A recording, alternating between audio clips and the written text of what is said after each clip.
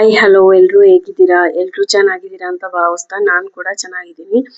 ನಾವು ಇವತ್ತು ಕರ್ನಾಟಕದ ಪ್ರಸಿದ್ಧ ಪುಣ್ಯಕ್ಷೇತ್ರವಾದ ಇದು ಭಕ್ತಿಯ ಇತಿಹಾಸವು ಪ್ರಕೃತಿಯ ಸೌಂದರ್ಯವೂ ಸೇರಿ ಅದ್ಭುತ ಸ್ಥಳ ಮೇಲುಕೋಟೆಗೆ ಹೋಗ್ತಾ ಇದ್ದೀವಿ. ಇದು ಪ್ರವಾಸಿಗರ ತಾಣ ಅಂತಾನೆ ಹೇಳ್ಬೋದು. ಸೊ ಬೆಳಿಗ್ಗೆನೆ ಹೊರಟು ಮಂಜು ಕೂಡ ಬೀಳ್ತಾ ಇತ್ತು, ಹಿಮ ಬೀಳ್ತಾ ಇತ್ತು. ಸೊ ಬೆಳಿಗ್ಗೆನೆ ಹೊರಟಿದ್ರಿಂದ ಸ್ವಲ್ಪ ಥಂಡಿ ವಾತಾವರಣನೂ ಚೆನ್ನಾಗಿತ್ತು. ಸೊ ನಾವು ದೇವಸ್ಥಾನಕ್ಕೆ ಬಂದು ಕಲ್ಯಾಣಿ ಹತ್ರ ಹೋಗ್ತಾ ಇದೀವಿ. ಮೊದ್ಲೆಲ್ಲ ಪಾಪ ಫ್ರೀಯಾಗಿ ಫೋಟೋ ಶೂಟ್ ಮಾಡ್ಕೊಳ್ಳೋರ್ಗೆ ಫ್ರೀ ಆಗಿತ್ತು. ನಾವು ಅದನ್ನೇ ಮಾತಾಡ್ಕೊಂಡು ಹೋಗ್ತಾ ಇದೀವಿ.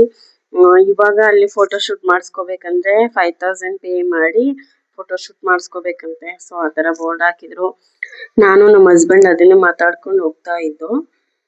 ಸೊ ಇಲ್ಲೂ ಕೂಡ ಪೂಜೆ ಅಂಗಡಿಗಳನ್ನೆಲ್ಲ ಇಟ್ಟಿದ್ದಾರೆ. ಪೂಜೆ ಸಾಮಾನು ಏನಾದ್ರು ತಗೊಳೋದಿದ್ರೆ ನಾವು ಹಂಗೆ ಕೂಡ ತಗೊಂಡು ಸೀದಾ ಕಲ್ಯಾಣಿ ಹತ್ರ ಬಂದ್ವಿ. ನಾವು ಫಸ್ಟ್ ಗಂಗೆ ಪೂಜೆನೆ ಮಾಡ್ಬೇಕು ಆಕ್ಚುಲಿ. ನಾವು ಮನೆ ದೇವ್ರಿಗೆ ಬಂದಾಗ ಫಸ್ಟ್ ಗಂಗೆ ಪೂಜೆ ಮಾಡಿ ಅಲ್ಲಿ ನಾಮಾಲ ಕೊಡ್ತಾರೆ, ಒಬ್ರು ಇರ್ತಾರೆ. ಅವರು ಇದೆಲ್ಲ ಪಿಪಿ ಎಲ್ಲ ಊದಿ ಸ್ವಲ್ಪ ನಾಮ ಎಲ್ಲ ಹಾಕಿ ಗೋವಿಂದ ಅಂತೆಲ್ಲ ನಾಮಸ್ಮರಣೆ ಮಾಡಿ. ಇನ್ನು ಈ ಕಲ್ಯಾಣಿ ಹತ್ರ ನನಗೆ ಏನ್ ಇಷ್ಟ ಆಯ್ತಪ್ಪ ಅಂದ್ರೆ ಸ್ವಲ್ಪ ಪ್ರಶಾಂತವಾಗಿರುತ್ತೆ. ಯಾವಾಗ್ಲೂ ಕೂಡ ಪ್ರಶಾಂತವಾಗಿರುತ್ತೆ, ಜನಗಳು ಮಾತಾಡೋದೊಂದ್ ಬಿಟ್ರೆ. ಸೊ ಅಲ್ಲಿ ಮಂಟಪ ಕಾಣಿಸ್ತಿದ್ಯಲ್ಲ, ಮಂಟಪದ ಹತ್ರ ನನ್ಗೆ ತುಂಬಾ ಇಷ್ಟ. ಬಹಳ ನೆನಪುಗಳಿವೆ ಮಂಟಪದ ಹತ್ರ. ಇನ್ನು ಇಲ್ಲಿನ ಆರ್ಕಿಟೆಕ್ಚರ್ ನೋಡಿದ್ರೆ ತುಂಬಾ ಖುಷಿ ಆಗುತ್ತದೆ. ಇನ್ನು ಈ ದೇವಾಲಯಕ್ಕೆ 1000 ವರ್ಷಗಳ ಇತಿಹಾಸವಿದೆ. ಸೊ ಎಲ್ಲರೂ ಹೋಗ್ಬೇಕಂದ್ರೆ ಕ್ಯಾಮ್ರಾ ತೆಗೆದು ಕ್ಯಾಪ್ಚರ್ ಮಾಡ್ಬೇಕಂತ ಮನ್ಸ್ಗೆ ಫೀಲ್ ಬರುತ್ತೆ, ಅದೊಂದು ಫೀಲ್ ಕೊಡುತ್ತೆ. ಸೊ ನೈಸರ್ಗಿಕವಾಗಿದೆ ಸೌಂದರ್ಯ ಇದು. ಲಿಟ್ರಲಿ ಅಲ್ಲಿ ಹೋಗಿ ಕೂತ್ಕೊಂಡ್ರೆ ಮೈಂಡ್ ಫ್ರೆಶ್ ಆಗೋದಂತೂ ಖಂಡಿತ. ಸೊ ಮೇಲುಕೋಟೆಯ ಹೃದಯದಂತೆ ಇರೋ ಒಂದು ಸುಂದರ ಜಾಗಕ್ಕೆ ಪುಷ್ಕರಣಿ ಅಂತ ಕರೀತಾರೆ. ಅಂದ್ರೆ ಎಲ್ಲರೂ ಕಾಮನ್ ಆಗಿ ಕಲ್ಯಾಣಿ ಅಂತಾರೆ. ಸೊ ಇದರಿಂದ ಬಂದಿರೋವಂಥದ್ದೇ ಪುಷ್ಕರಣಿ ಅಂತ ಕರೀತಾರೆ. ಈ ಕಲ್ಯಾಣಿ ಸುತ್ತ ತುಂಬಾ ಹಳೆಯ ಕಲ್ಲಿನ ಮೆಟ್ಟಿಲುಗಳಿವೆ. ಪ್ರಾಚೀನ ಕಾಲದಲ್ಲಿ ಜನರು ಇಲ್ಲಿ ಕೂತು ದೇವರ ಹಾಡು ಹಾಡ್ತಿದ್ರಂತೆ.